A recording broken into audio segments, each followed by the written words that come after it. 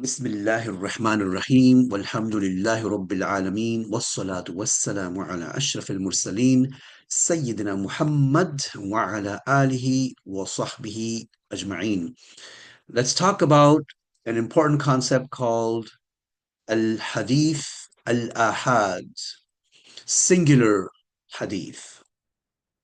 Last time we talked about al-mutawatir, which is the strongest type of news or information or hadith, and we have no choice but to accept it as true.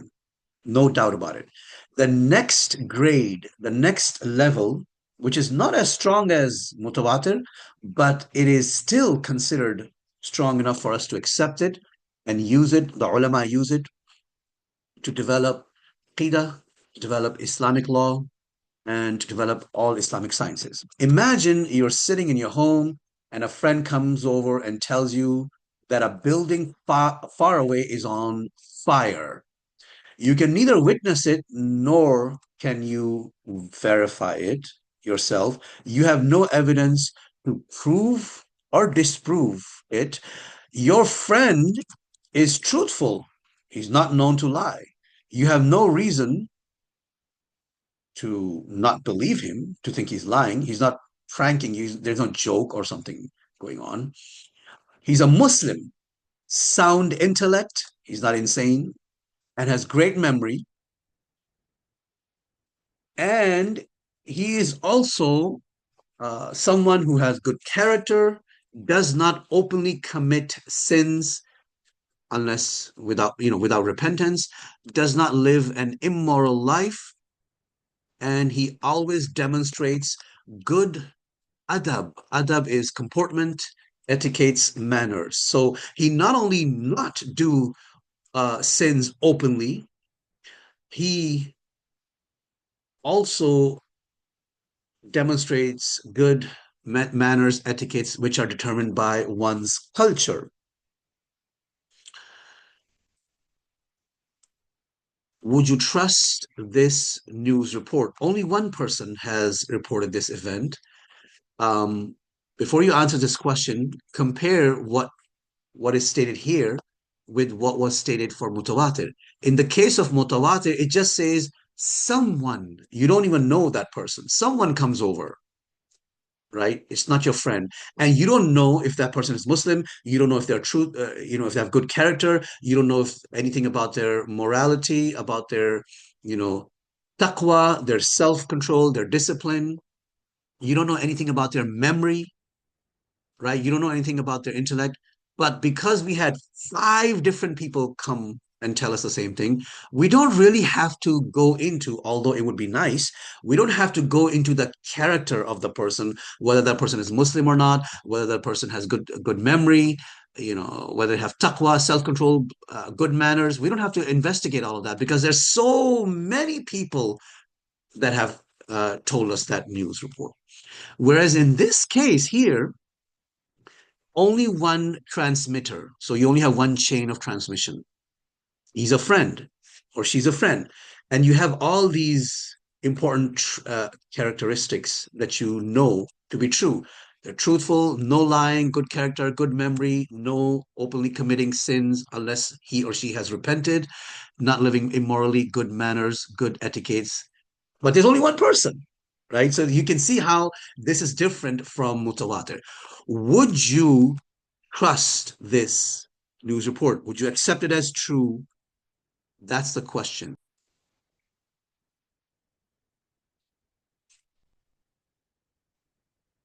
This news report that has just reached you is a hadith.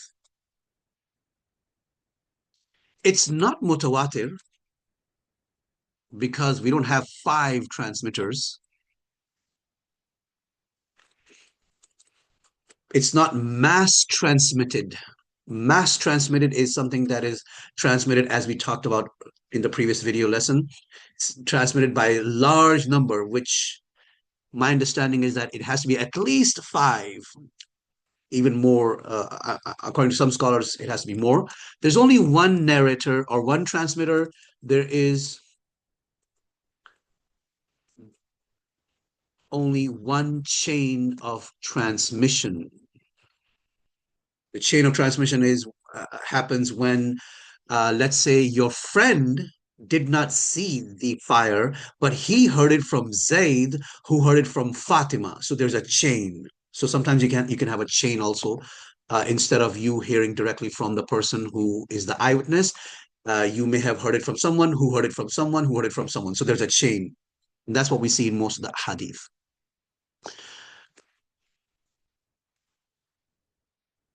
Now, of course, we accept it. The ulama accept this as true. Um, the scholars accept this type of hadith as true and use it to develop various rulings and Islamic sciences. So if you look at Islamic sciences, they are full of uh, quotations and conclusions and rulings that are based on Sahih hadith. This hadith that we just witnessed is actually Sahih. Sahih. And we will look at 5 requirements for a Sahih hadith in the next lesson, inshallah. The non-mutawatir hadith are called Āhād or singular. So you have 2 types of hadith, mutawatir and Āhād. The word Āhād is plural and the singular is ahadun. So Āhād themselves are further classified into 3 categories. There are 3 types of Āhād. If there's only one transmitter, in other words, only one chain of transmission, then it's called gharib. Gharib literally means strange. And I'll explain in just a minute why it's called gharib or strange. Because there's only one friend here, a friend. Only one person told you about a huge fire in the city. It's strange that only one person would witness it. You would expect several people at least, right? So that's why it's called gharib. Gharib is when you have only one transmitter. If you have 2 friends telling you the same thing, and both of the friends have good qualities, good character, all of those qualities that we just described, they're trustworthy, good memory. If there are 2, it's called aziz. Aziz means strengthened, supported. And there are other meanings for the word aziz. And if there are 3 friends who told you this, then it's called mashhur. Mashhur is popular, famous. So 3 to 3 is what the ulama consider as ahad. So the word singular is used loosely. Singular hadith is hadith that has 1, 2, or 3 transmitters or 3 chains. If it reaches 5 or higher, that's mutawatir. For 4, it's unclear. You still have to decide. It's probably not going to be mutawatir. 4, of course, is stronger than ahad. Now, each narrator and the chain of transmission must be evaluated for authenticity before it can be judged as sahih or non-sahih. So the word for narrator in Arabic is rawin or rawi. Whoop, 1 second. Rawi. Rawi is the narrator, and ruwatun is plural. And the word for chain is sanad or isnad. In the next chapter, inshallah, what we're going to do is we're going to look at the 5 conditions. These are stringent, strong standards that our ulama have put down before a hadith is graded or evaluated or judged to be sahih. And then we will also look at a hadith that is missing one of those 5, and we will look at what happens at that point. What is it called? We will look at other terms in the hadith science, such as hadithun hasan and hadithun da'if, insha'Allah ta'ala. والحمد لله رب العالمين والصلاة والسلام على أشرف المرسلين سيدنا محمد وعلى آله وصحبه أجمعين.